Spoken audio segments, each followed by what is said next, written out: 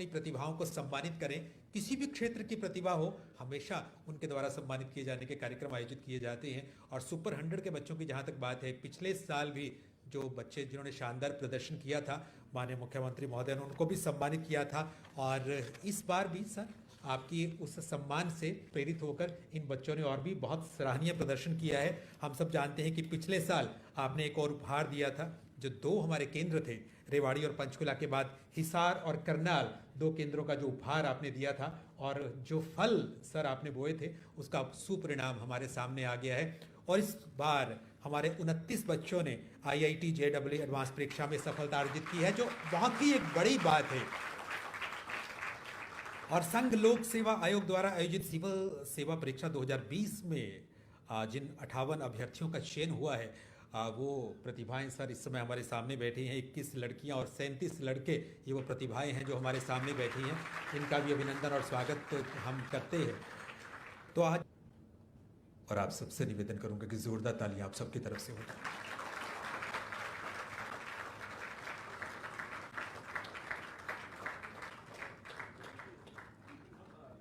मुख्यमंत्री महोदय का सम्मान, जोरदार तालियां।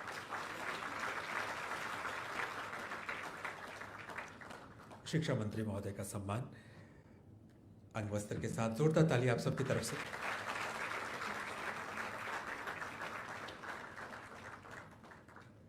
माननीय ज्ञानचंद गुप्ता साहब, विधानसभा अध्यक्ष, उनका सम्मान।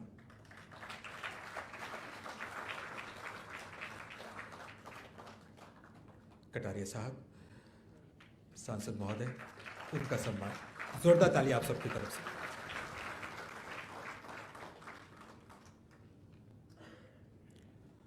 बहुत बहुत आभार श्रीमान।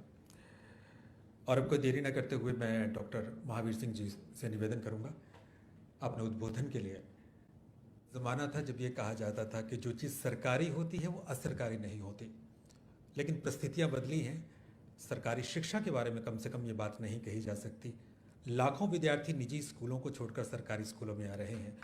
सरकारी स्कूलों की एक आम जन के मन में एक धारणा बदली है, सरकारी स्कूलों की विश्वसनीयता बदली है। 6-7 सालों में लगातार ये परिवर्तन देखने को मिल रहा है। ऐसे परिवर्तन रातों रात हो गए हो ऐसा नहीं होता, इसके पीछे एक लंबी साधना होती है। इसके पीछे माननीय मुख्यमंत्री महोदय जी की इच्छा शक्ति है, इसके पीछे माननीय शिक्षा मंत्री महोदय का समर्पण है, उनकी मेहनत है, इसके पीछे हमारे कुशल प्रशासनिक अधिकारियों की कार्यकुशलता है, और बहुत से गुरुजनों की, प्राध्यापकों की, अध्यापकों की मेहनत है।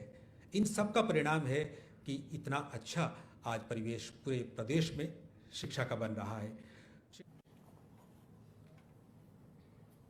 आज के इस कार्यक्रम में हम सबका मार्गदर्शन करने, हम सभी को आशीर्वाद देने के लिए हमारे बीच में पधारे हरियाणा के माननीय मुख्यमंत्री श्री मनोहर लाल जी, विधानसभा के अध्यक्ष श्री ज्ञानचंद गुप्ता जी, हमारे सांसद श्री रतन लाल कटारिया जी, हमारे सेकेंडरी एजुकेशन के CS Shri Mahavir ji, higher education के CS श्री आनंदमोहन शरण जी, और इस कार्यक्रम की शुरुआत करने वाले हमारे नवीन मिश्रा जी। और आज इस कार्यक्रम में सिविल सर्विसेज में जिन्होंने सफलता प्राप्त की और हरियाणा का नाम पूरे देश में रोशन करने का काम किया, ऐसे सभी महानुभाव और ऐसे विद्यार्थी जिन्होंने अभी जो सरकारी स्कूलों में हैं, उन्होंने IIT में जिन्होंने सफलता प्राप्त की, वो सभी हमारे प्यारे बच्चे। हरियाणा का जो नाम है वो शुरू से एग्रीकल्चर के नाम से मशहूर था कि हरियाणा के लोग खेती बाड़ी करने वाले लोग हैं, इस फील्ड के तो मास्टर हैं ये, लेकिन दूसरे फील्ड में हमारा कोई नाम नहीं था इतना। लेकिन अभी पिछले कुछ सालों में जिस प्रकार से खेलों में हरियाणा के बच्चों ने नाम कमाया, और विशेष करके लड़कियों ने, और बाहर से कई बार प्रदेशों से, दूसरे प्रदेशों से फोन आते हैं कि भाई ये आपकी लड़कियां कैसे इतने इनाम जीत के आती हैं, क्या आप करते हैं। तो जिस प्रकार से पूरी दुनिया में, पूरे देश में हमारा नाम उन्होंने रोशन किया, तो एक गरिमा बढ़ी है। लेकिन अभी जिस प्रकार से आपने सिविल सर्विसेज में जो नाम किया है, तो उससे निश्चित तौर से और भी पूरे देश में हरियाणा का गौरव बढ़ा। और मैं समझता हूं कि जो सर्वांगीण विकास की बात होती है, जो विकसित की बात होती है कि विकसित क्या है, तो निश्चित तौर से जब हर फील्ड में हम सफल होंगे, जब देखेंगे कि भाई आईएएस बनने वाले, आईपीएस बनने वाले, आईआरएस बनने वाले भी हरियाणा से बहुत बड़ी संख्या में हैं। और अगर खेती की बात करते हैं तो अच्छे किसान भी वही हैं, और अगर डेयरी की बात करते हैं तो अच्छी डेयरी वाले भी वही हैं, और अगर बिजनेस की बात करते हैं तो अच्छा बिजनेस करने वाले भी वही हैं। तो जब इस प्रकार का माहौल पूरे देश में बढ़ेगा, निश्चित तौर से देश को बहुत बड़ा लाभ होगा। हमारी जिम्मेदारी है, और हम इस प्रकार के अगर लोग हम देते हैं, इस प्रकार के नौजवान अगर हम देश को देते हैं, तो निश्चित तौर से ये भी एक देश की सेवा है, हम देश की सेवा कर रहे हैं। तो मुझे पूरा गौरव है इन सभी नौजवानों पर जिन्होंने, और मैं उनके अभिभावकों को प्रणाम करता हूं कि इस प्रकार का माहौल उन्होंने परिवार में दिया और उन बच्चों की तैयारी के लिए, क्योंकि बड़ा मुश्किल काम है ये। उसके लिए निश्चित तौर से माँ बाप को भी बड़ा त्याग करना पड़ता है, पूरे परिवार को त्याग करना पड़ता है। मैं कई जगह सुना है कि उन्होंने कई बार बताते हैं कि हमने तो टीवी नहीं चलाया जितने तक, टीवी बंद कर दिया, किसी ने भी टीवी नहीं देखा परिवार में, क्योंकि बच्चे को सिविल सर्विसेज में जाना था।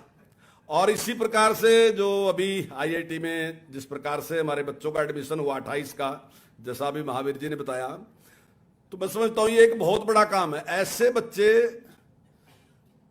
जिनके पास इस प्रकार के संसाधन नहीं थे कि वो इस प्रकार की कोचिंग, महंगी कोचिंग दे सके, लेकिन उनके पास प्रतिभा थी, लेकिन अगर उस प्रतिभा का लाभ नहीं मिलता तो निश्चित तौर से नुकसान उनका नहीं, उसके साथ साथ देश का भी नुकसान था। लेकिन नवीन मिश्रा जी ने जो एक काम की शुरुआत की, और माननीय मुख्यमंत्री जी ने जिस प्रकार से सहयोग देके उन बच्चों को आगे बढ़ाने का काम किया, और मैं कई बार कहता हूं कि ये बिल्कुल ऑर्गेनिक है, इसमें कुछ भी मिला हुआ नहीं है। ये ऐसे बच्चे हैं जिनको ताकत का कोई एक कैप्सूल नहीं दिया हमने, एक इंजेक्शन नहीं दिया, ये बिल्कुल ऑर्गेनिक है, इनकी अपनी ताकत है, अपना दिमाग है। और उससे जब इनको थोड़ी सी मदद मिली तो निश्चित तौर से इन्होंने एक बहुत बड़ी सफलता प्राप्त की, और मुझे पूरी उम्मीद है कि देश के विकास में इनका बहुत बड़ा योगदान होगा। कल इसी प्रकार से जैसा अभी महावीर जी ने कहा, भी आनंद मोहन शरण जी ने भी कहा कि सिविल सर्विसेज में भी ये लोग आएंगे, लेकिन जहां भी आएंगे तो निश्चित तौर से नया कमाल करके दिखाएंगे, ऐसी मैं उम्मीद करता हूं। मैं अपनी ओर से आप सभी को बहुत बहुत मेरी शुभकामनाएं आपको, और मैं आपके अभिभावक गणों को प्रणाम करता हूं, क्योंकि विशेष करके जो हमारे सरकारी स्कूलों के बच्चे हैं, मैं समझता हूं कि मैं गांव का आदमी हूं, और मैंने वो दौर देखा, जो दौर मैंने उस टाइम देखा, वो दौर आज इन बच्चों के लिए है, क्योंकि इनके पास बहुत से काम है। माँ बाप कई बार उनको भी इच्छा रहती है कि ये काम करवा लो, ये काम करवा लो, तो निश्चित तौर से उन्होंने वो काम छोड़ दिए होंगे, और उस टाइम उस माँ ने भी अपने आप किया होगा, पिताजी ने भी अपने आप किया होगा, यानी का कोई छोटा या बड़ा भाई होगा, उसने कहा होगा नहीं मेरा भाई अगर यहां जाए, तो उसने भी किया होगा। तो इस प्रकार का माहौल देके ताकि तैयारी करें, तो उन सभी अभिभावकों को भी। हमारे बीच में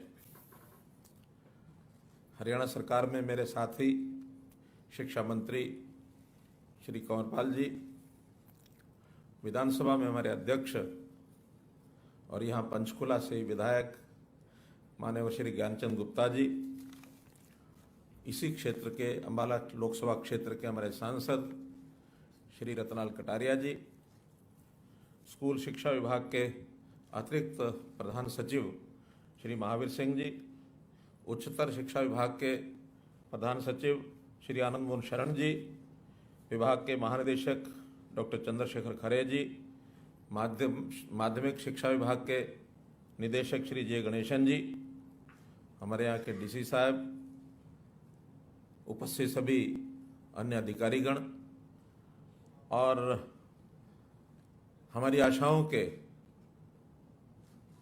प्रतीक युवा शक्ति, इस देश की भविष्य की बागडोर को ध्वजवाहक के रूप में आगे बढ़ाने वाले मेरे नौजवान साथियों, होनहार विद्यार्थियों, आज बहुत ही एक खुशी का ये प्रसंग है कि एक प्रतिभा वो हमारे सामने बैठी है। वो प्रतिभा जिसको तलाशने और तराशने की बात महावीर जी ने की है, ऐसे सब बंधु इस वर्ष के ऐसे जो प्रतियोगी हैं भारतीय प्रशासनिक सेवा 2020 जिन्होंने सफलता प्राप्त की, और इसी प्रकार से जो IIT JEE JEE एडवांस परीक्षा 2021, इसके जो हरियाणा प्रदेश के जितने भी सफल ऐसे प्रतिनिधि हैं आज वो यहाँ आए हैं, उन सब का मैं बहुत बहुत अभिनंदन करता हूँ। साथ ही उनके माता पिता, उनके शिक्षक और खास करके हमारी जो सुपर 100 के माध्यम से जो IIT JEE के एडवांस 2021 के जो यहाँ प्रतिनिधि चुन करके आए हैं, उनका श्रेय तो मैं निश्चित रूप से हमारे सुपर 100 के अग्रणी जो हमारे शिक्षक हैं, जो सारे इस विषय को देखते हैं, श्री नवीन मिश्रा जी, मैं इनको भी बहुत बहुत बधाई देता हूँ, बहुत बहुत अभिनंदन करता हूँ। भाइयों बहनों, जैसे हमको ये सफलता मिली है, निश्चित रूप से इसका श्रेय हमारे माता पिता को, हमारे शिक्षकों को भी जाता है। और इसका वातावरण न केवल अपने गांव और शहर में बल्कि पूरे प्रदेश में और देश में भी ये जाता है कि कौन से प्रदेश के कितने जो छात्र हैं वो पढ़ लिख करके आगे इस कदम पर, इस सफलता पर आगे बढ़े हैं, उसका जो नाम है उस प्रदेश के नाम को भी ऊंचा रोशन करता है। हम भी गौरवान्वित हैं। आप मुझे देख करके खुश हो रहे होंगे कि नहीं हो रहे होंगे, लेकिन मैं आपको देख करके बहुत खुश हो रहा हूं आज।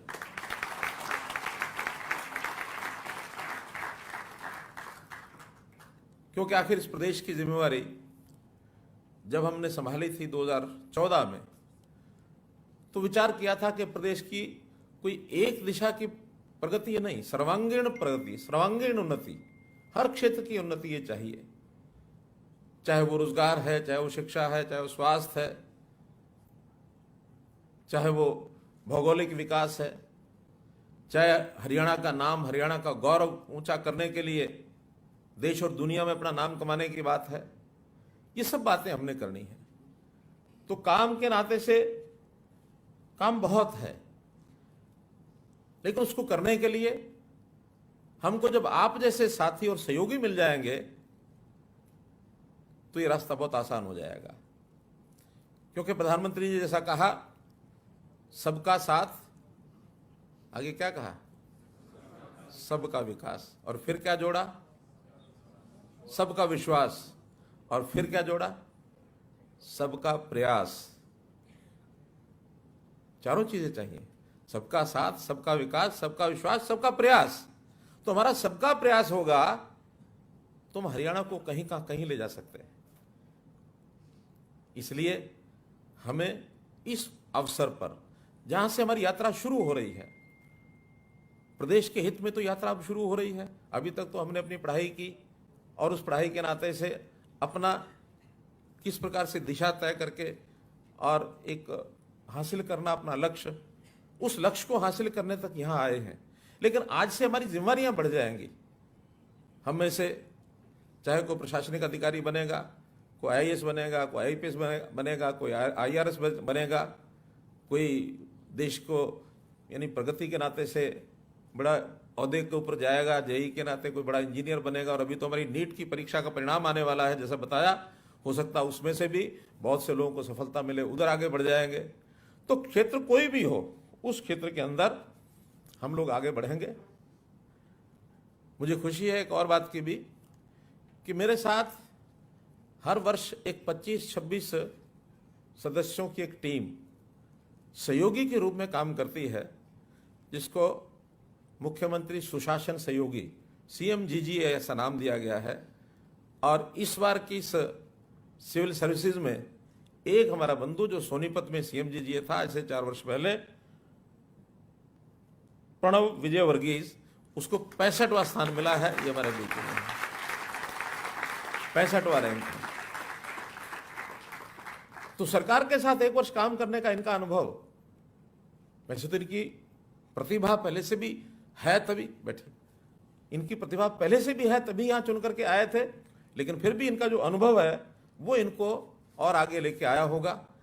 क्योंकि हम 1 वर्ष के इस कार्यकाल में हर प्रकार के काम इनसे करवाते हैं, चाहे वो टेक्नोलॉजी का डिजिटल सेवा ये काम हो, शिक्षा हो, लिंग समानता, स्वच्छता, कृषि, औद्योगिकरण, ease of doing business, ease of living, कई प्रकार के कार्यक्रम के माध्यम से होते हैं। तो एक मन में एक विचार आता है कि इन सब कार्यक्रमों में यदि भाग लेकर के आगे बढ़ेंगे, क्योंकि एक है शिक्षा ज्ञान, एक है फिर उसका अनुभव, एक्सपीरियंस। तो अनुभव और एक्सपीरियंस से भी आदमी बहुत कुछ सीखता है।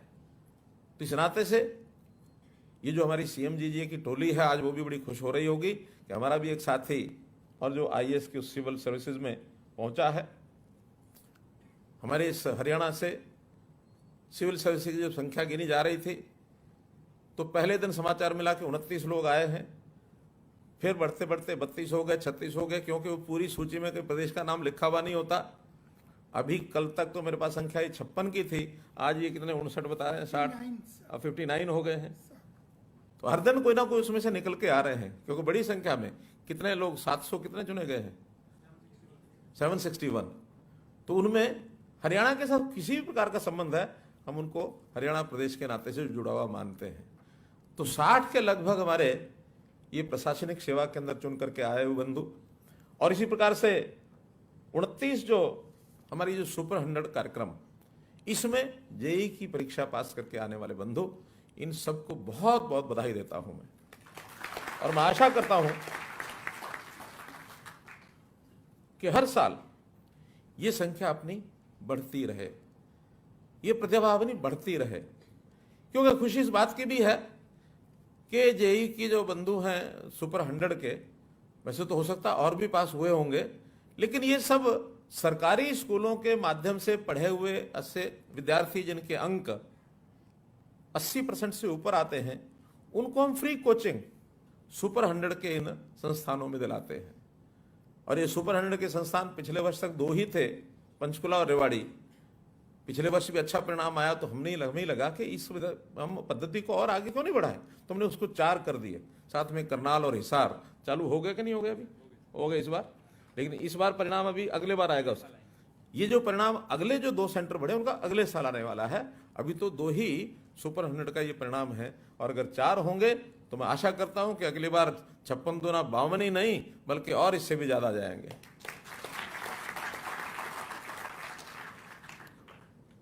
हम लोग स्कूली शिक्षा को बढ़ाने के लिए या हायर एजुकेशन को बढ़ाने के लिए, वैसे तो न्यू एजुकेशन पॉलिसी जो प्रधानमंत्री जी ने आत्मनिर्भर भारत कार्यक्रम के अंतर्गत और घोषित की है, बहुत आयाम ऐसे नए नए, जिसमें हमारी शिक्षा पद्धति को किस प्रकार से यानी राष्ट्र हित में बनाया जाए। अभी तक की जो शिक्षा पद्धति, जो एक प्रकार से अंग्रेजों की जो देन थी, उस पर वही छाप पड़ी हुई थी, मैकाले की शिक्षा। लेकिन इस देश के साथ जुड़ करके चलने वाली देशभक्ति की भावना, मानव हित में काम करने वाले लोग, और कहीं अपने देश की अलग पहचान बना करके आगे चलने वाले लोग, क्योंकि समय के हिसाब से चीजें बदलती हैं, तो बहुत चीजें बदल करके और स्व की भावना ज्यादा पैदा हो, इस नाते से उसके अंदर बहुत से आयाम खड़े किए हैं। 3R एजुकेशन तक सीमित नहीं है, उससे आगे भी शिक्षा में बहुत कुछ होता है। नैतिकता, मोरालिटी, नेशनैलिटी, ये सब चीजें भी शिक्षा के साथ जुड़ी हुई होती हैं। तो उसका जो national education new education policy जो घोषित की है, लक्ष्य तो रखा गया कि देश भर में 2030 तक इस पॉलिसी को हम लागू करें। हमारी टीम ने बैठ करके विचार किया, सब पहलुओं पर विचार करने के बाद प्रश्न आया कि 2030 ही क्यों। सबने बड़े उत्साह से, बड़े एक दृढ़ निश्चय से तय किया 2030 नहीं, हरियाणा में न्यू एजुकेशन पॉलिसी 2025 तक लागू कर देंगे, 5 वर्ष पहले लागू करेंगे। क्योंकि कोई चीज कठिन नहीं होती है, काम करने के मन में प्रेरणा होनी चाहिए, कोई कठिन नहीं। हमने सारी टीम को लगा दिया है, हायर एजुकेशन काउंसिल, फिर सभी वाइस चांसलर, सभी प्राइवेट सरकारी जितनी यूनिवर्सिटीज हैं, जितना हमारा शिक्षा विभाग का पैराफर्नेलिया है, सबको कहा है कि न्यू एजुकेशन पॉलिसी को जल्दी से जल्दी करें। अब चीजें बड़ी भी हैं, छोटी भी हैं। बहुत महत्वपूर्ण विषय आया कि कुछ संस्थान ऐसे नहीं हो सकते कि जहां बच्चा प्रारंभ से लेकर के और आखिरी पढ़ाई तक वहीं करे, अर्थात केजी टू पीजी ये नहीं हो सकता क्या? हमने कहा हो सकता है। हमने दोनों यूनिवर्सिटी के वाइस चांसलर को बुलाया, कुरुक्षेत्र और रोहतक इस वर्ष से केजी टू पीजी ये कक्षाएं शुरू कर रहे हैं। उस विद्यार्थी को बाहर कहीं नहीं जाना है। आज वो 3 वर्ष का 5 वर्ष का वहीं आके पढ़ेगा और पीजी तक वहीं पढ़ेगा, ताकि उस शिक्षा संस्थान के साथ जुड़ करके और कोई लंबे समय तक भी उसकी अपनी योजना, वरना ये संस्थान बदलते बदलते भी व्यक्ति का बहुत कुछ उसके जो रिसोर्सेज हैं वो एग्जॉस्ट हो जाते हैं। तो इसलिए इस पद्धति को बहुत सराहा गया है। हमने युवक को प्रेरणा देने के लिए पढ़ाई में वो क्यों आगे आए, कुछ ना उसके अंदर एक इंस्पिरेशन ये भी होनी चाहिए, प्रेरणा तो जागे। यहां क्या होता था, पढ़ाई की कीमत हरियाणा में बिल्कुल नहीं थी, क्योंकि पढ़े लिखे नौजवान को कुछ लोग उनका जो प्रतिभा जो थी उसको नकार देते थे, कहना चाहिए हाईजैक कर लेते थे कि नौकरी में कहीं पर्ची कहीं खर्ची ये चलती थी। पढ़ने वाले को कुछ चार में नहीं था, पढ़ लिख करके और मुझे कुछ मिलना नहीं है तो पढ़ने का फायदा क्या है। एक चुटकुला चलता मजाक में जो हम सुना करते थे बहुत पहले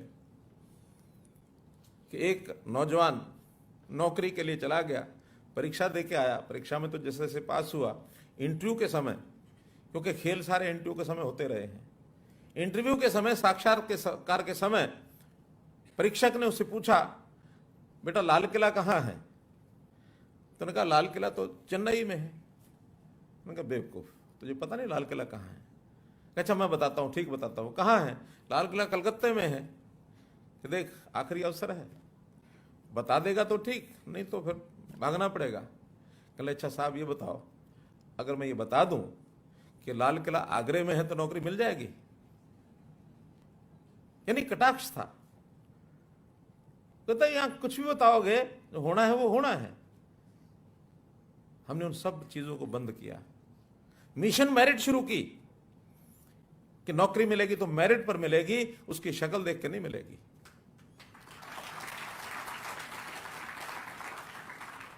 बहुत कठिनाई झेलनी पड़ी, लेकिन जब उस चीज को हमने लागू कर दिया, पिछले 5 वर्ष का जो पहला कार्यकाल है, 83,000 ऐसे मेरिट के ऊपर हमने जो भर्ती शुरू की, चाहे वो किसी भी ए क्लास, बी क्लास, सी क्लास, डी क्लास, सब की 83,000 हमने अपॉइंटमेंट्स मेरिट के ऊपर की है।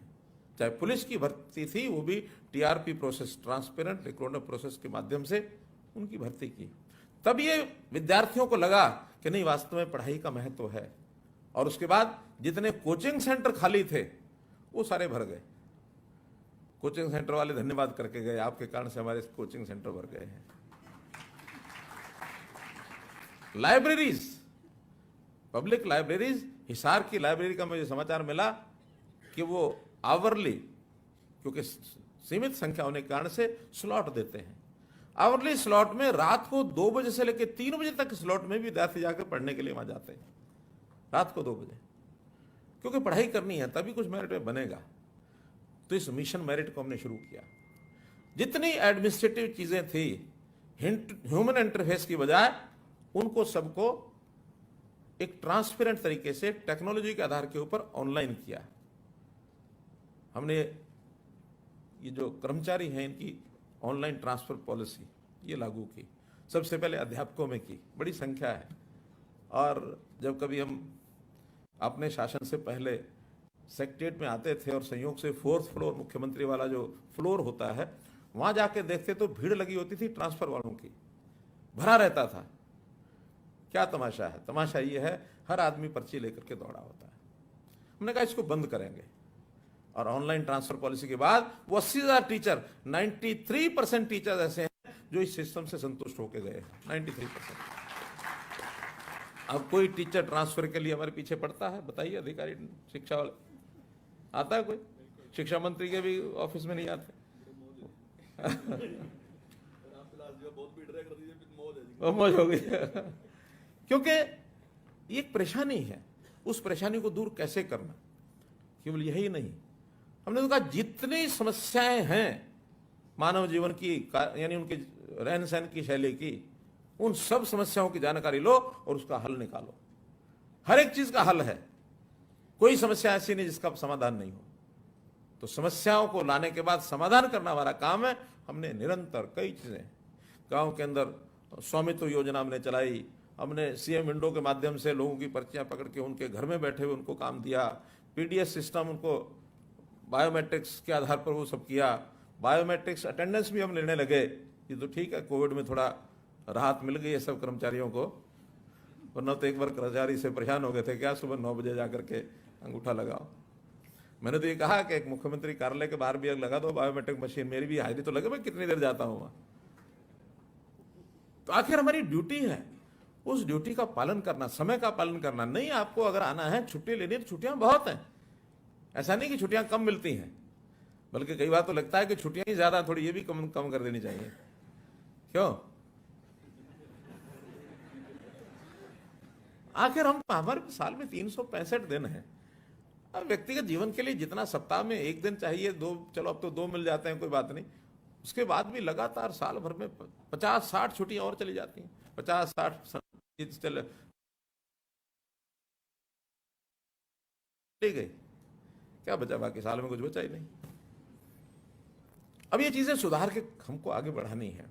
मैं आपके सामने ये विषय इसलिए रख रहा हूं कि आप जिस ओर आगे कदम बढ़ा रहे हैं, खास करके सिविल सर्विसेज वाले लोग, इन सब चीजों पर बारीकी से सोचना है। क्यों?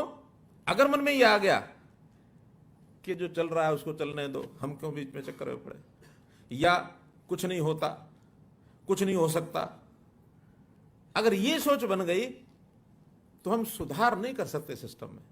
सुधार तभी कर सकते हैं कि हां, जो समस्या उसको हल करने के लिए इसका हल हो सकता है, हल हो सकता है, फिर उसके पीछे पड़ जाएंगे हम। मुझे तो 7 साल का कार्यकाल अपना ये ध्यान में आता है कि समाज की जो समस्याएं उनको सबको हल करने के लिए हम लगे हैं। मैं धन्यवाद करता हूं प्रधानमंत्री जी का। कभी कभी हमको लगता था पता नहीं हम जो कर रहे हैं ठीक है कि नहीं है, लेकिन कल जो उन्होंने मोहर लगाई है और जिस प्रकार से उन्होंने कहा है, तो मुझे संतोष हुआ कि हम ठीक दिशा में चल रहे हैं।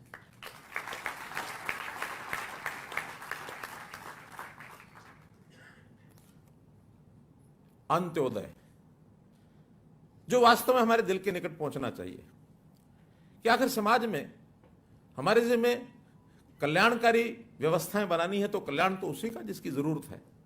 जिसकी जरूरत नहीं है उसको कल्याण की क्या करना, उसका वो अपना कल्याण अपने आप कर रहा है। लेकिन जो वास्तव में गरीब है, वास्तव में जो किसी चीज का पात्र है पाने का, वो सरकारी योजनाएं बनती हैं। लगभग 580 योजनाएं सरकारी आज हैं, केंद्र सरकार की और प्रदेश सरकार की। हम लोगों के सामने परोस देते हैं, अखबार में प्रकाशित कर देते हैं, या कोई पत्रक भेज के उनको बता देते हैं, बोर्ड लगा देते हैं, जिसको जरूरत है आकर के फार्म भरो और ले जाओ। अब जिसमें थोड़ा समझदारी है, थोड़ा दमखम है, या थोड़ा चालाकी है, वो सब प्रकार की योजनाओं का लाभ ले जाएगा। लेकिन वास्तव में जिनकी जरूरत है, कई बार तो ऐसे लोग भी हैं उनके मुंह में जबान भी नहीं है, वो पहुंच भी नहीं सकते उस काउंटर पर, और काउंटर पर पहुंच जाते हैं तो सामने जो बैठा हुआ वो कैसे बहका करके उनको भगा देगा, उसके नए कई नमूने हैं। उसको उसके मन में पीड़ा नहीं होती कई बार कि मुझे ये वास्तव में इसकी जरूरत है, इसको पूरा करना है। हमें समाज के हित में, समाज मेरा है इसलिए वो हित भी क्यों करना है, क्योंकि समाज मेरा है, ये सोच करके मुझे इसकी पीड़ा को दूर करना है। उसके प्रति संवेदनशीलता, सेंसिटिवनेस, ये चाहिए। अगर हम उसके प्रति सेंसिटिव हैं तो हर रास्ता खोज के उसको बताएंगे तुम्हारा भला इस तरीके से हो सकता है। तो ये आज से ही, अभी तो हमारी ट्रेनिंग होनी है। ट्रेनिंग में अपना जो मंसूरी का इंस्टीट्यूट, लाल बहादुर शास्त्री इंस्टीट्यूट है ना, अब उसका नाम लाल बहादुर शास्त्री रखा गया होगा तो बड़ा सोच समझ के रखा गया होगा। क्यों रखा गया होगा? लाल बहादुर शास्त्री के जीवन की कुछ घटनाएं ऐसी हैं जो वास्तव में प्रेरणा देती हैं। जब कभी वो आजादी के आंदोलन में शिरकत करते थे, सारे नेता, बहुत लोगों ने उस समय किया आजादी के समय, तो एक बार उनको जेल हो गई। जो संगठन थे जो इस काम में लगे हुए थे, वो संगठन के लोग उनके परिवार के लोगों को जो आवश्यकता होती थी खर्चे के लिए, वो घर में पैसा पहुंचाते थे। तो एक बार इनकी पत्नी इनको मिलने के लिए आई जेल के अंदर। तो उन्होंने पूछा घर का काम ठीक चल रहा है? उन्होंने कहा वो जो संगठन के लोग आते हैं और वो हर महीने मुझे पैसे दे के जाते हैं, मैं उससे काम चला लेती हूँ। कितना पैसा दे के जाते हैं? उनका मुझे 50 रुपये हर महीने मिलता है। तो 50 रुपये में काम चल जाता है कि गुजारा तो 40 रुपये में हो जाता है, 10 रुपये में बचा के रख लेती हूँ। लाल बहादुर शास्त्री जी ने सुना, पत्नी चली गई, तुरंत कागज उठाया और पत्र लिखा उस संगठन को कि आप मेरे घर में 50 रुपये भेजते हैं, मैं इसके लिए बहुत धन्यवाद करता हूं, लेकिन मेरा निवेदन यह है कि आप अगले महीने से 50 नहीं 40 रुपये भेजना, 50 मत भेजना।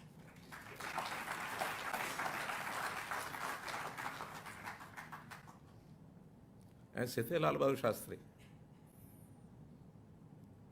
तो लोकमान्य तिलक के बारे में ऐसा कहा जाता है कि दिन भर ये संगठन का काम करते थे और संगठन के ऑफिस में जाकर के वहां सब कुछ करते थे। पेन होता, पेन उस समय भी था, जेब में रख के ले आते थे। घर में आते थे, पेन अपना पास रखते ही थे। घर में जब आते थे तो अपना घर का काम करना होता था तो उस पेन का उपयोग नहीं करते थे, दूसरे पेन का उपयोग करते थे कि ये मेरा सार्वजनिक सामाजिक पेन है, ये मेरा घरेलू पेन है, मैं घर के पेन की शाई से अपना घर का काम करूंगा और सामाजिक पेन से समाज का काम करूंगा। ये लोकमान्य तिलक की बात आती है। तो कितना अपने आप ये अंतर समझ में आते हैं चीजों के कि समाज क्या है, मैं क्या हूं, मुझे समाज को कुछ देना है, लेना नहीं है। और ये केवल बड़े होने के बाद ये अकल आई तो उसका कोई फायदा नहीं है। ये समझ आज ही आनी चाहिए। और अगर कहीं हमने सोच लिया कि भी ठीक है, आज हम अच्छे अंकों से पास हो गए हैं, अंकों से पास होने के बाद कोई इंजीनियर बनेगा, कोई आईएएस बनेगा, कोई आईपीएस बनेगा और मुझे तो नौकरी करनी है और नौकरी करके पैसा कमाना है, ये सोच अच्छी नहीं है। क्योंकि समाज के अंदर एक अच्छी दिशा देना, ये हमारी तरफ लोग देखेंगे। जब हम उच्च कोटि के अफसर बनेंगे कहीं, आखिर समाज तो हमारे इस नेटवर्क को, आईएएस के नेटवर्क को, लोकमान्य अपना सरदार वल्लभ भाई पटेल ने इस सिस्टम को क्या कहा था? Iron steel framework of administration, steel frame of India. यानी स्टील फ्रेम ऑफ इंडिया का मतलब इसी के ऊपर हमारा भारत खड़ा हुआ है। ये जो ताना बाना है ये बड़ा मजबूत है, स्टील फ्रेम का, लोहे जैसा। अगर ये कहीं हिल गया या इसके ऊपर से समाज का विश्वास उठ गया तो समाज आगे नहीं बढ़ सकता। पॉलिटिकल लोगों को तो कई बार विश्वास हो जाता है तो सत्ता में ले आते हैं, 5 साल वाला विश्वास उठता है तो उठा के फेंक देते हैं। लेकिन एक आईएएस आईपीएस एडमिनिस्ट्रेटिव सिस्टम, इस एडमिनिस्ट्रेटिव सिस्टम के ऊपर विश्वास बना रहना चाहिए। और वो तभी बना रह सकता है जब हम मजबूती से अपने संस्कारों के साथ, एक दिशा जो समाज को देनी है उसके साथ अगर आगे बढ़ेंगे तो निश्चित रूप से हम जो अपना जिम्मेवारी है, अपना दायित्व, उसको हम पूरा करेंगे। आज आप लोग यहाँ आए हैं, परिवार के सब लोग आए हैं, सभी को प्रति ये जो सम्मान समारोह है, इस समारोह में आप सबके प्रति मैं अपनी ओर से अभिनंदन भी करता हूँ। आपके माता पिता को भी बहुत बधाई देता हूँ, शिक्षकगण को बहुत बधाई देता हूँ। और इसी प्रकार आप अगले वर्षों में इससे बड़ी संख्या में आप लोग चुन करके आएं, अपनी मेहनत परिश्रम के साथ आगे बढ़ें, देश और समाज की चिंता करें। बहुत बहुत धन्यवाद। जा दीजिएगा देवयानी के लिए।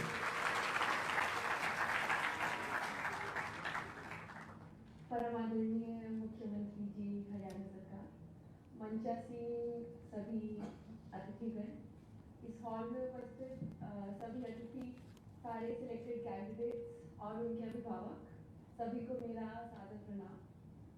सर, मेरा नाम देवयानी है। इस साल की सिविल सर्विस परीक्षा में मैंने 11वां स्थान हासिल किया है। मैं हरियाणा के महेंद्रगढ़ जिले के धारी मांगड़ा गांव से बिलोंग करती हूँ। पिछले साल भी मेरा अपनी इस परीक्षा पास करने का श्रेय कुछ पिताजी को भी दे रहे हैं? बिल्कुल सर, मेरे पिताजी भी प्रशासनिक सेवा में ही है, तो घर में ही बैठे हैं, यही बैठे हैं जी यही है।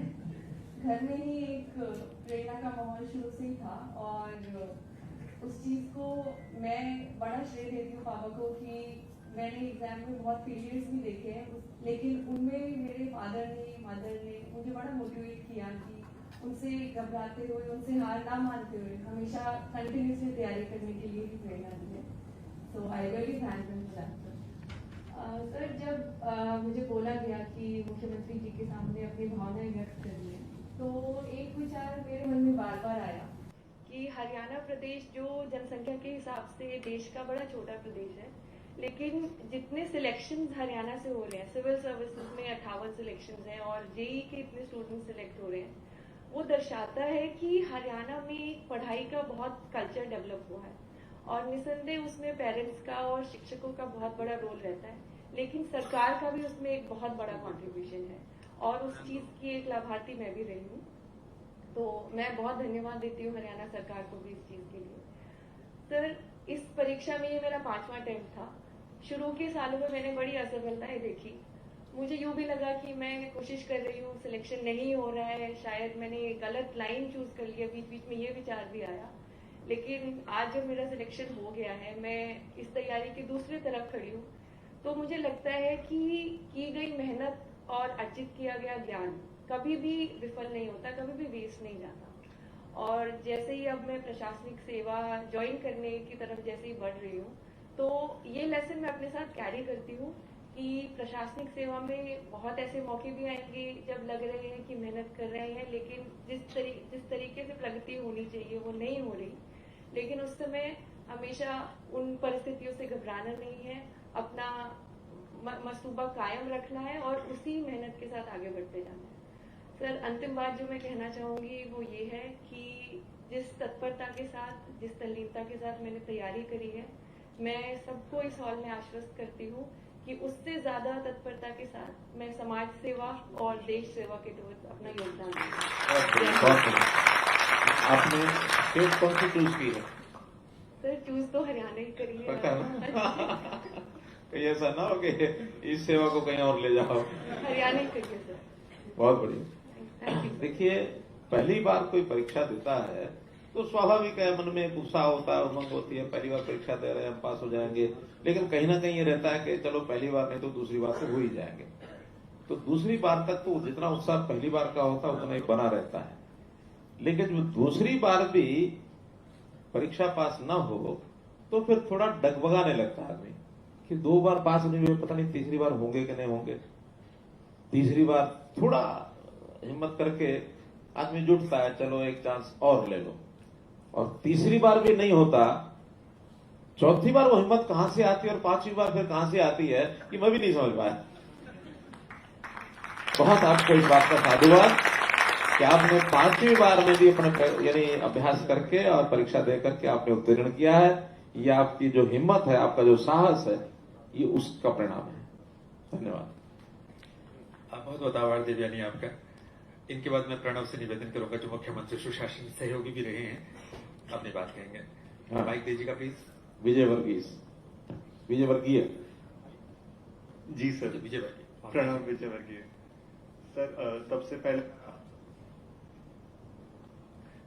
पहले मैं आप सबको बहुत बहुत धन्यवाद कहना चाहूंगा। ये मेरे लिए बहुत गर्व की बात है कि आपके सामने मुझे आने का मौका मिला और सारे बैचमेट्स, सारे जो भी लोग उपस्थित हैं, बहुत गर्व की बात है। सर, इस सफलता का सारा श्रेय मैं हरियाणा सरकार को, CMGJ प्रोग्राम को और डॉक्टर राकेश गुप्ता सर को देना चाहूंगा, क्योंकि मेरा मानना है कि CMGJ प्रोग्राम पूरे भारत में नहीं है, पर यह हरियाणा गवर्नमेंट में है और ये एक बहुत ही इनोवेटिव इनिशिएटिव है जो मुझ जैसे युवाओं को, अलग अलग बैकग्राउंड में जो भी युवाओं हैं, उन्हें एक अवसर देता है कि वो सरकार के साथ आकर काम कर सके, बेहतर समझ सके, अपनी स्किल्स के थ्रू सुशासन सहयोगी के रूप में एक बेहतर कंट्रीब्यूशन कर सके और पूरे प्रोसेस में एक प्रेरणा ले सके और आगे बढ़ने के लिए और बेहतर काम करने के लिए। सर, मेरा मानना है कि इस प्रोग्राम के थ्रू ऐसा कोई भी डिपार्टमेंट नहीं है जिसमें हमने काम नहीं किया है, ऐसा कोई भी स्तर नहीं है। हम ग्रामीण इलाकों में जाके भी काम करे हैं, सारे डिपार्टमेंट्स के साथ काम किए हैं, आपके साथ मिलके बहुत प्रेरणा ली है। तो उस पूरे प्रोसेस ने इतना मोटिवेशन एंड इंस्पिरेशन दिया है कि जैसे दिव्यानी का 5th अटेम्प्ट था, सर मेरा 3rd अटेम्प्ट था। तो बहुत सारे ऐसे दिन आते थे जब लगता था कि क्या मुझे अब छोड़ देना चाहिए, पर फिर मैं ये अपने CMGJ वाले दिनों को याद करता था, डिस्ट्रिक्ट एडमिनिस्ट्रेशन में जो काम किया उससे याद करता था, और वो अपने आप में इतना विश्वास और प्रेरणा भर देता था कि लगता था कि नहीं, जब तक सफलता नहीं तब तक तो छोड़ ही नहीं सकते। और फिर जब इस बार सफलता किंग एंड द स्पाइडर। जी सर, तो मैं तहे दिल से मानता हूं कि पूरी सफलता में पूरा कंट्रीब्यूशन हरियाणा का है और CMGJ प्रोग्राम का है। एक आपका साथी CMGJ आज भी मेरे पास है, मालूम है? जी सर, मोहित है। मोहित है। एक CMGJ मैंने अपने साथ रखा हुआ उसी बैच में से मोहित सोनी जी। बहुत अच्छे ये ग्रुप होते हैं CMGJ के, हमारे टैलेंटेड होते हैं सारे, न केवल देश से बल्कि कई दुनिया के और यूनिवर्सिटी से पढ़े लिखे लोग भी ग्रुप में आ जाते हैं। बहुत बढ़िया, बहुत बहुत शुक्रिया मैडम। इनके बाद आयुष गुप्ता समुद्र वाले जिनका है आयुष गुप्ता।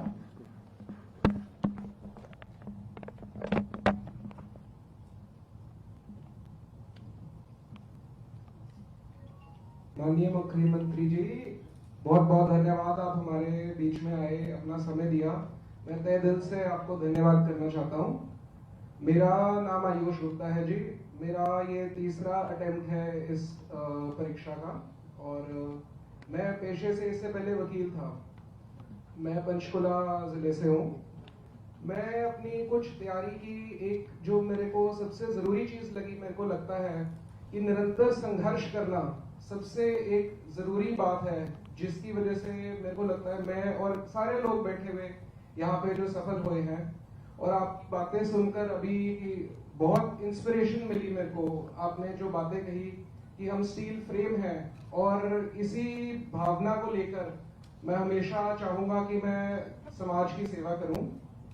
दूसरी चीज़, मैं ये भी कहना चाहूँगा, हम उसी महान संस्कृति से आते हैं जो हमें सिखाती है कि हमारा फर्ज कर्म करना है, और इसी हमें निरंतर कर्म करके अपने देश सेवा में लगना है, और यही मेरा प्रयास रहेगा।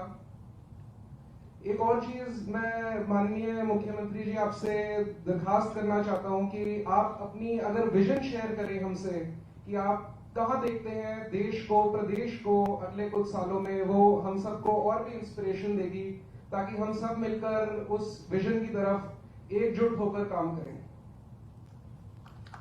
बहुत बड़ा प्रश्न है, यानी प्रश्न छोटा है, उत्तर बहुत बड़ा है, कई दिन लग जाएंगे। लेकिन संक्षेप में मुझे कहना हो तो हर किसी की इच्छा होती है, सर्वोच्च क्या होता है, तो सर्वोच्च को छू लो, आकाश को छूना ये सबकी इच्छा होती है। कैसे छुएंगे वो एक अलग प्रोग्राम है, किस प्रकार से छुएंगे वो अलग प्रोग्राम है। लेकिन अगर मैं देश और प्रदेश की बात करूं तो हमारा प्रदेश देश के सब प्रदेशों में अग्रणी कैसे बने, इसके लिए काम करना है। अगर देश की बात करूं तो देश दुनिया का विश्व गुरु कैसे बने, इस तरीके से काम करना है। रास्ते तो अनेक हैं, लक्ष्य अपना एक है, तो किसी भी रास्ते को चुनेंगे, उस लक्ष्य को प्राप्त करने के लिए सबको लगना चाहिए। धन्यवाद। बहुत बहुत आभार। इन्होंने वक्ताओं ने जो अपनी बात कही है, एक एक बात, हर बात में से कोई ना कोई सूत्र वाक्य निकला है। दिव्यानी ने जब कहा कि की गई मेहनत और असफलता भी जिंदगी में कभी बेकार नहीं जाती, प्रणव ने जब कहा कि जब तक सफलता नहीं तब तक विराम नहीं, और आयुष ने कहा कि निरंतर संघर्ष करना ही आगे बढ़ना बहुत जरूरी है। ये सूत्र वाक्य हैं। हमारे छोटे बच्चे भी यहाँ बैठे हैं, वो भी जरूर इन सूत्र वाक्यों को अपनी जिंदगी में ढालेंगे, क्योंकि इन सूत्र वाक्यों, ये सूत्र वाक्य जिनकी जिंदगी का आधार बने हैं, हम चाहेंगे कि आपकी जिंदगी का आधार भी बने। सर, बहुत से छोटे बच्चे हमारे बीच में हैं, सुपर 100 के बच्चे हैं। सर, बहुत सारे ज्यादातर बच्चे ऐसे हैं जो बहुत ही साधारण परिवारों से है। अगर अंजू दुहन एक बच्ची है सर, उसकी मैं बात करूं तो उसके पापा ड्राइवर हैं जो 15-15 दिन तक घर नहीं आते, लेकिन उस बच्ची का बड़ा भाई जब ITI में गया तो इसको पता था कि मुझे भी ITI में जाना है, और IIT में जाएगी, ये इसने सपना नहीं लिया था। सर ये आपसे बात करना चाहती है, माइक दीजिएगा प्लीज अंजू दुहन को।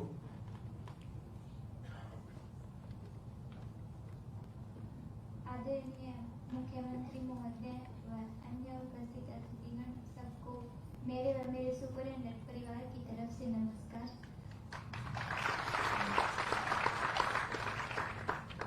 आज मैं यहाँ आप सभी को सुपरिटेंडेंट प्रोग्राम को लेकर जो मेरा अनुभव है वो बताना चाहती हूँ। मेरा नाम मंजू है, मैं रोहतक जिले की निवासी हूँ। कौन सा गांव बेटे? सर जसैया। कौन सा? जसैया।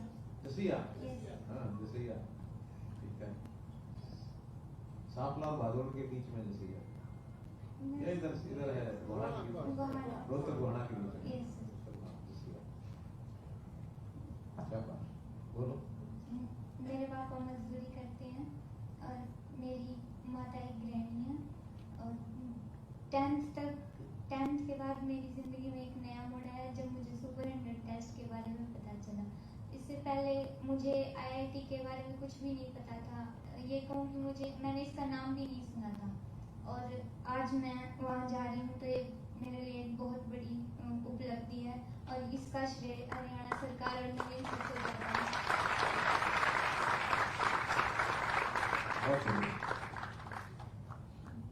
धन्यवाद अंजू।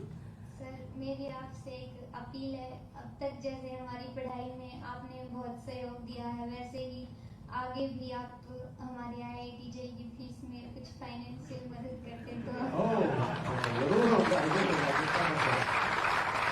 पढ़ाई में कोई कठिनाई नहीं आने देंगे, ठीक है? तो हम आपके बहुत आभारी हैं। कोई कठिनाई नहीं आने देंगे। Thank you sir.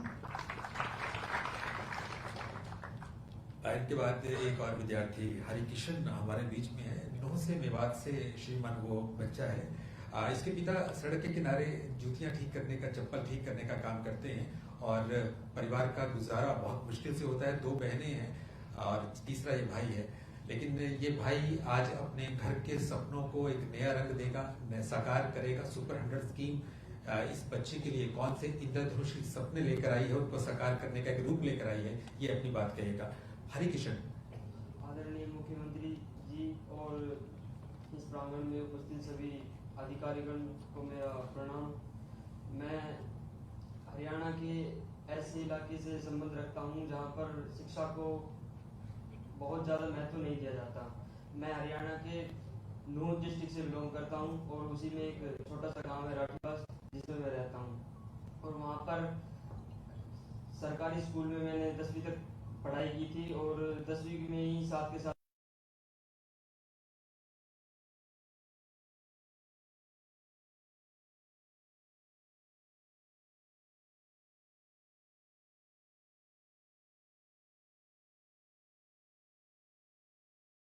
तो उसके बाद हमें हमारे हेडमास्टर सर ने, स्कूल के यशपाल सर ने हमें बताया कि आपके 10th के एग्ज़ाम के बाद एक एग्ज़ाम होगा, सुपर100 का एग्ज़ाम, जिसको आप अगर क्वालिफाई करोगे तो आपको मुफ्त में कोचिंग मिलेगी, जिससे आप IIT JEE एडवांस, जो कि UPSC के बाद 2nd नंबर पर टफेस्ट एग्ज़ाम में आता है, उसकी आप फ्री कोचिंग लोगे और उसको आप क्रैक कर सकते हो।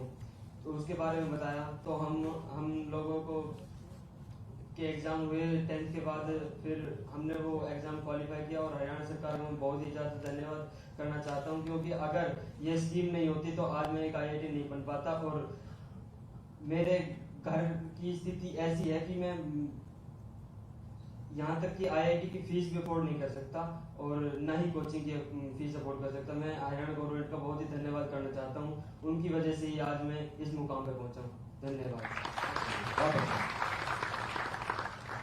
सर ये तो सुपर100 के बच्चे आपसे बात कर रहे थे। एक बच्चा हमारे बीच में ऐसा भी है जो सुपर100 का विद्यार्थी नहीं रहा, लेकिन उस बच्चे ने भी, वो भी एक सरकारी स्कूल का बच्चा है सर, बिल्कुल साधारण परिवार से ही है।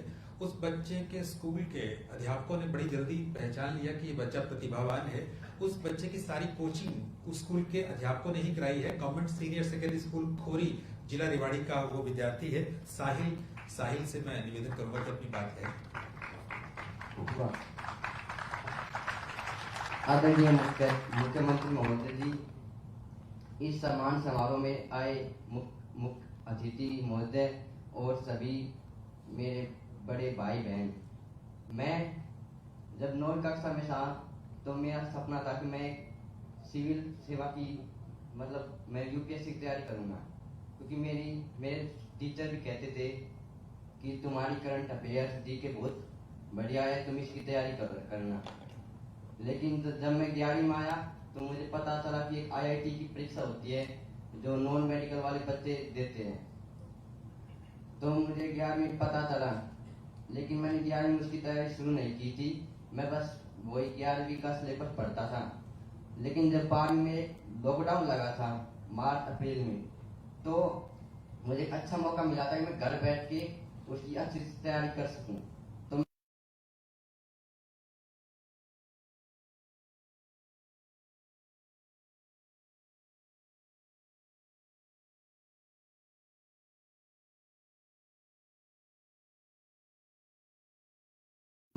करता हूँ कि अगर मेरे माता पिता का, मेरे टीचर का और हरियाणा सरकार का सपोर्ट नहीं होता तो मैं शायद तैयारी नहीं कर पाता। बस, धन्यवाद। बहुत बढ़िया, बहुत हिम्मत करना चाहिए, हिम्मत, आगे बढ़ो, आगे बढ़ो, ठीक है। धन्यवाद साहिल। अब मैं निवेदन करूंगा आप सबसे कि एक एक पंक्ति में आप कृपया मंच पर आएंगे और आपको वो एक मौका, एक सुअवसर दिया जाएगा माननीय मुख्यमंत्री महोदय के साथ एक फोटो खिंचवाने एक विषय मैं जरूर बताना चाहूंगा भी। देखिए, जैसे मैंने अपनी बातचीत में कहा कि अंत्योदय परिवार अर्थात वो परिवार जो किन्हीं कारणों से पिछड़े हुए हैं, जिनके परिवार में उतनी आर्थिक स्थिति नहीं है कि अपने बच्चों को पढ़ा पाए, ऐसा हमने पहचान करनी शुरू कर दी है।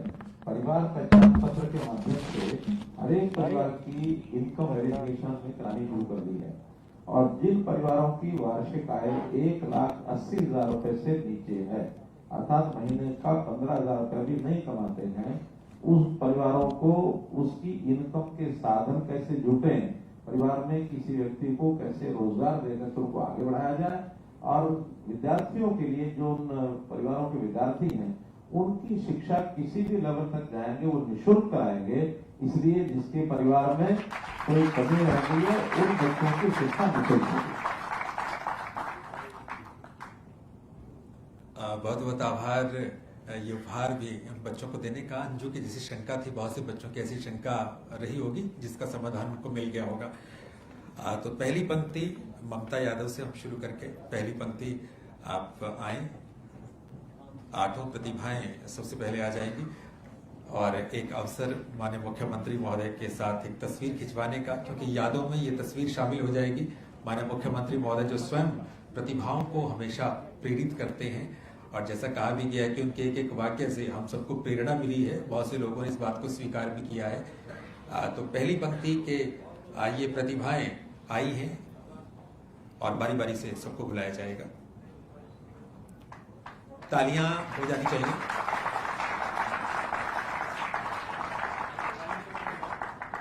आप मुस्कुराहट के साथ। धन्यवाद। दूसरी पंक्ति और तीसरी पंक्ति नजदीक आ जाएं, पहले से तैयार रहें।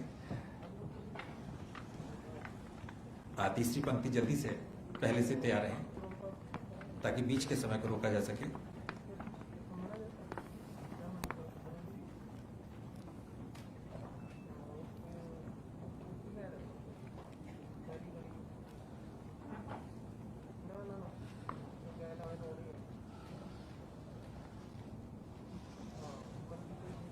मुस्कुराइए।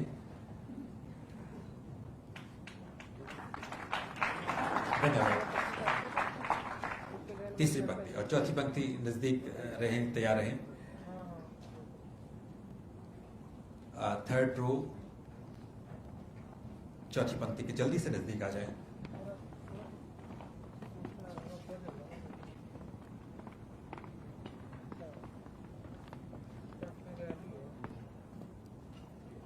तालियां हो जानी चाहिए।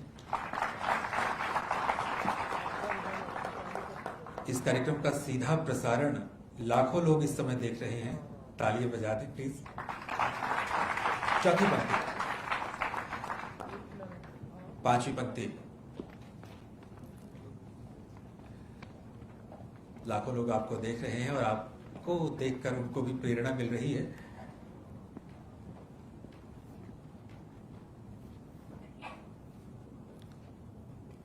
तालियां।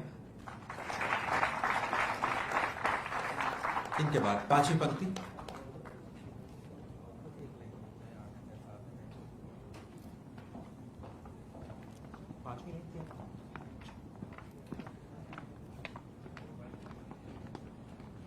पांचवी पंक्ति की प्रतिभाएं आपके सामने। इनके बाद छठी पंक्ति।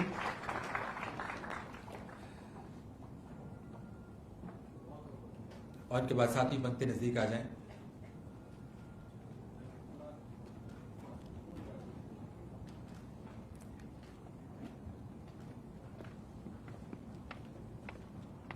आखिरी पे थोड़े खुले खुले होकर खड़े हो जाएं, बहुत जगह है हमारे पास। बहुत जगह है, थोड़ा थोड़ा खुले हो जाए।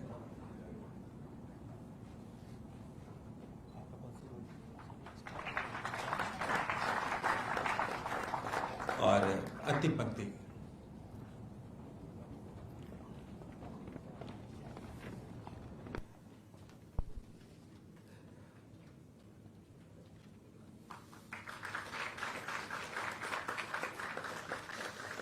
इनके बाद विद्यार्थी जल्दी से आए, ललित और उनकी पंक्ति।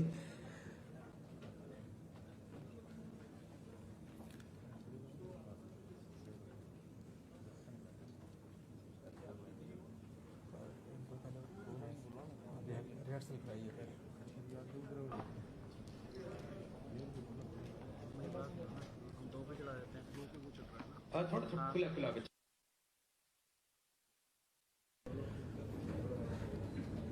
मुस्कुराइए। धन्यवाद। दूसरी पंक्ति। मंत्री महोदय जो स्वयं चाहते हैं कि हम अपनी प्रतिभाओं को सम्मानित करें,